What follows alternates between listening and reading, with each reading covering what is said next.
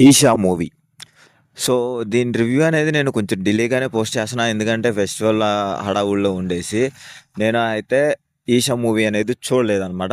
ఈరోజు చూసాను. అంటే 26థ్ మూవీ అనేది చూసాను. ఈ లోపులోనే చాలామంది పెట్టిన రివ్యూ పోస్టులేందంటే, ఒకడైతే ఏకంగా పెట్టేసాడనమాట. ఏంది ఇన్‌స్టాగ్రామ్‌లో.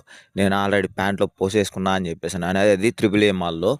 సో, అతను పోసుకున్నాడా? లేపోతే అక్కడున్న వాడరేసుకొని హైప్ ఇచ్చాడా? అని చెప్పేసని నాకైతే అర్థం కాలేదు గానీ, సో, లిటరల్‌గా నేను చాలామంది బన్నీవాసు గారు కూడా చెప్పారనమాట. మాకు అగ్రీమెంట్ మీద సైన్ చేసి మీరెళ్ళిపోండి. మీరు చనిపోతే మాకు సంబంధం లేదని చెప్పేసని. ఇంత హైప్ ఏస్తున్నారు కదా! ఒకసారి చూద్దాం అని చెప్పేసని మూవీ చూసిన తర్వాత నాకు అనిపిచ్చిందేందంటే, టైం బొక్క. సంబంధం లేకుండా వచ్చే హర్రర్ ఎలివేషన్స్. సో, ఆ హర్రర్ సీన్‌లు వచ్చినప్పుడల్లా ఏదన్నా భయం ఉంటదా అంటే అది గూడా గాదు.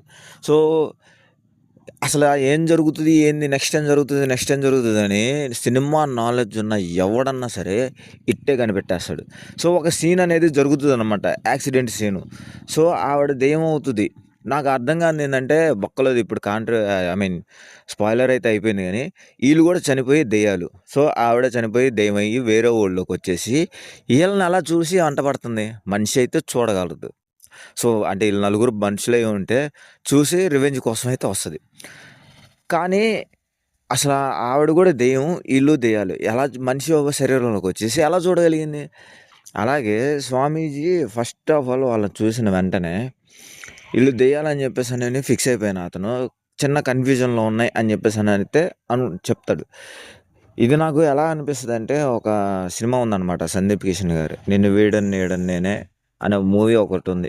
సో, సేమ్ స్టోరీ, సేమ్ టెంప్లేట్‌తో వచ్చారు. అంతే తప్ప ఇంకేమి రొటీన్‌గా అయితే ఏం లేదు. మేము మిమ్మల్ని భయపడతాం, మీరు ఏదో చచ్చిపోతారు ఆడే, మాకు సంబంధం లేదు అనే సీన్‌లు లేవు.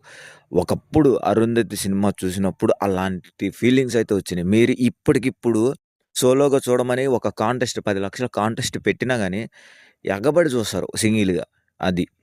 మీరెదిరిచ్చే చూపిచ్చేలాగా అయితే సినిమా భయపడను గూడా భయపడ్డెవ్వడు. అంత సిల్లీగా ఉన్నాయన్నమాట. ఏందంటే ఇక్కడ మ్యూజిక్. మ్యూజిక్‌తో భయపెట్టాలనైతే చూసారనమాట. ఆల్రెడీ 'శబ్దం' సినిమా చూడనోళ్ళకైతే ఇది మీకు కొత్త మ్యూజిక్కు, కొత్త లైన్స్ ఇనిపించినట్టు లేయర్స్ అనేది అనిపిస్తది గానీ, ఆల్రెడీ 'శబ్దం' సినిమా చూసినోళ్ళకి ఆల్రెడీ ఆ 'శబ్దం' సినిమాలో చూసాం గదా! ఎందుకు మళ్ళా ఇందులో రీయూజ్ చేస్తున్నారు అని జెప్పేసనైతే అనిపిస్తది తప్ప, కొత్తగా ఏది ట్రై చేసినట్టయితే అనిపించదనమాట. ఇందులో నాకు బాగా ఇరిటేషన్ తెప్పించిన క్యారెక్టరైజేషన్ ఎవరిదన్నా ఉంది అంటే మాత్రం 'హెబ్బా పటేల్' గారు. సో, ఏమో మూఢనమ్మకాలని అవాయిడ్ జేస్తది. సో, దెయ్యాలు లేవని జెప్పేసనంటది. కానీ కళ్ళెదురుగా ఇన్ని జరుగుతున్నా గానీ, ఆవిడ నమ్మదనమాట. ఏందంటే ఒక క్యారెక్టర్ ఉండాలి గదా! నమ్మకం లేదు, లేదు, లేదు అనగాలి. లాస్ట్‌లో మాత్రం దెయ్యాలున్నాయని జెప్పిన ఆమె రియలైజ్ అవ్వాలి. అది.